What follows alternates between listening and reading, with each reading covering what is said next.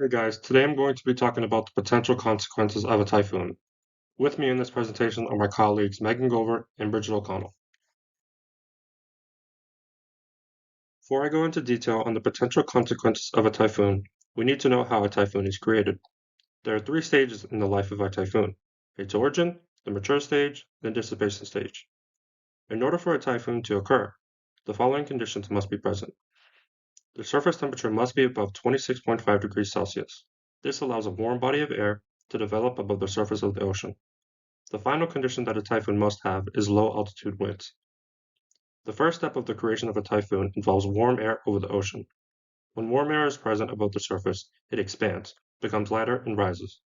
Local winds coming from different directions replace the air that has risen, which in turn also warms and rises. The air that had been risen contains a large amount of moisture that was evaporated from the ocean surface. The next step involves the transportation of air into the atmosphere. When the air gets taken into the atmosphere, thick and heavy clouds form. These huge clouds are formed about 10 kilometers in the troposphere and play a critical role in the life cycle of a typhoon. After the clouds are formed, more warm air rushes in and rises, which is being drawn in by drafts from above. Latent heat energy that is stored in the water vapor is released due to condensation. This allows the typhoon to become stronger. As a result, a self-sustaining heat cycle is created. In the later stages of a typhoon's creation, the Coriolis effect, which is the force created by the rotation of the Earth, causes rising currents of air to circle around the center of the typhoon. At this state, the typhoon matures, and the eye of the storm is created after the air rises and cools. The wall of the eye where the wind is strongest rotates anti-clockwise. At this stage of the typhoon, the lowest air pressure can reach 950 millibars or even less. For reference, the surface of the Earth's average air pressure is 1010 millibars. This means that the typhoon itself has lower air pressure than the air that surrounds it. A larger pressure difference results in stronger winds. After the typhoon is fully formed, a typhoon would typically look like the image shown on the slide from a satellite observation. From here, the typhoon's path is driven by global wind circulation. The typhoon can either become less or more powerful, depending on where it passes. If a typhoon passes over warm water, that warm water will feed the typhoon heat and moisture, making it stronger. However, if a typhoon passes over land or cold water, the fuel needed to keep that typhoon going is gone.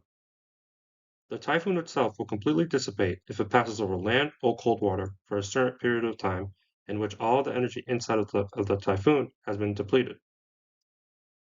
For the next part of our presentation, we're going to be talking about the potential consequences of a typhoon. For this part, I'm going to pass it over to my colleague, Megan Gover.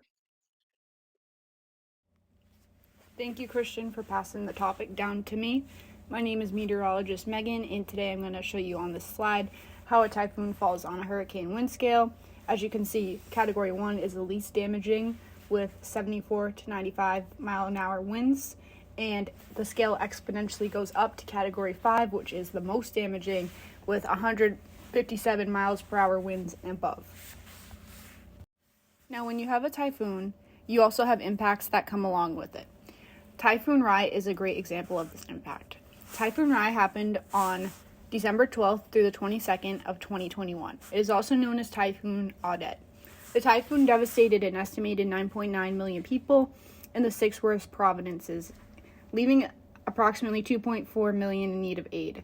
According to the National Disaster Risk Reduction and Management Council, in the Department of Social Warfare and Development, the typhoon killed at least 409 people, injured thousands, and displaced nearly 3.2 million people, with approximately 144,000 were still displaced, and many more living in damaged shelters with limited access to basic services. As of January 20th, 2022, when this happened, a month after this happened, the number of evacuated, damaged houses has risen to about 1.7 million, a significant increase from the initial estimates of approximately 200,000 houses damaged or destroyed during the initial assessments. Of these, 415,000 dwellings have been completely demolished. While dwellings made of light materials were hit the worst, the typhoon was so powerful at landfall that it demolished and damaged concrete houses. The typhoon caused significant damage to infrastructure and essential services. When a major typhoon like Rai comes in and is forecasted to hit a major sector like the Philippines, it is important to know the typhoon warning signs and signals.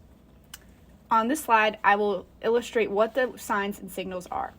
A tropical cyclone wind signal, also known as TCWS, is a plain text warning to a particular land area that may experience winds of or at least a strong breeze in strength, typically on the Beaufort scale, within at the most 36 hours from the time of the signal is put into effect during the passage of a tropical cyclone. A particular wind signal has the equivalent expected wind threat length and time in hours before onset of expected wind threat and potential impacts to the locality. The current TCWS system uses 5 levels of wind signals that are numbered 1 to 5, with a higher signal number associated with the higher general wind strength and shorter warning lead time. The following must be taken in consideration when using a TCWS system. The TCWS is mostly meant to warn the public of a threat or general wind strength associated with the tropical cyclone. Owing to its presence of natural and artificial obstructions such as local nearby buildings, winds in a particular area, such as local winds, may be sustainably stronger from the general wind strength over the provincial or subprovincial locality implied by the wind signal. For instance, local winds are generally stronger over offshore water and on high ground, taking into account mountainous areas, and are weaker in areas that are sheltered from prevailing wind direction.